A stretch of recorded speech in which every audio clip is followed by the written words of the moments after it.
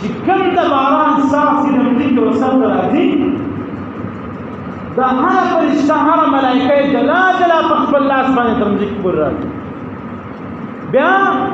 ورځ تر محشره پورې به دغه فرشتې او دغه ملایکې د وقل وتلاوي خو د ټولو مطلقا ملایکو باندې به تا ایمان اوري وکتبه لذائب عیسائی یهودی نصرانی نور دارکم مذهبونه بل ځان نه جوړي